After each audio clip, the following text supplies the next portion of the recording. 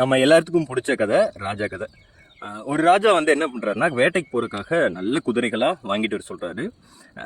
அரேபிய குதிரைகளாக வாங்கிட்டு வர சொல்கிறாரு. காடு மலை எங்கே வேணாலும் ஏறணும், டயர்டே ஆகக்கூடாது. ஒரு நாள் ஃபுல்லாக வந்து ஏறி சவாரி செஞ்சாலும் ரொம்ப டயர்டாகாத குதிரை, நல்ல விலை உயர்ந்த குதிரைகள் வாங்கிட்டு வர சொல்லி வேட்டைக்கு போகலாம் அப்படின்னு பிளான் பண்ணுறாரு. வேட்டைக்கும் போகிறாங்க. வேட்டைக்கு போகும்போது இன்னைக்கு நல்ல வேட்டைகள் கிடைக்கும் அப்படின்னு சொல்லி போகிறாங்க. ஆனால் அந்த அன்னைக்கு அவர் எதிர்பார்த்ததுக்கு நேர்மாறாக நடந்துச்சு. ஒரு வேட்டை கூட கிடைக்கல, ஒரு மான் கூட கிடைக்கல. உடனே வந்து பயங்கரமான கோவத்தில் மந்திரி வர சொல்கிறாரு, யார் இந்த குதிரைகளுக்கெல்லாம் இந்த ட்ரைனிங் கொடுத்தது? நான் ஷூட் பண்ணும்போது இந்த குதிரைகள் வந்து ஆடாமல் அசையாமல் இருக்கணும், ஏன் வந்து இப்படி வந்து ஒரு ட்ரைனிங் கொடுத்துருக்காங்க? ரொம்ப மோசமான குதிரைகளை விற்றுட்டாங்க, இதை வாங்கிட்டு வந்தது யார் முதல்ல கொண்டுட்டு வாங்க அப்படின்னு சொல்லி சொல்கிறாரு. மந்திரி உடனே பார்த்துட்டு, இல்லையே நல்ல குதிரைகளுக்கு நல்ல ட்ரைனிங் கொடுத்துருக்குது, நல்ல குதிரைகள் தானே அப்படின்னு சொல்லிட்டு குதிரையை பார்க்குறாரு. ராஜாவை பார்த்து ஒரு கேள்வி கேட்குறாரு, இந்த குதிரைக்கு மணி கட்டியிருக்கிறது யார் அப்படின்னு.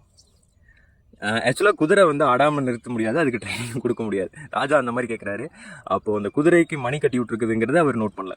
ஸோ நம்மளும் அந்த மாதிரி இந்த ராஜா மாதிரி நமக்கு பிடிச்ச விஷயங்கள் நம்ம செய்யணும்னு நினைக்கிறோம். அந்த டைமில் கூட ஃபோனை கையில் வச்சுட்டு இருந்தோம் அப்படின்னா குதிரைக்கு மணி கட்டின மாதிரி தான், நம்ம எதையுமே செய்ய முடியாது.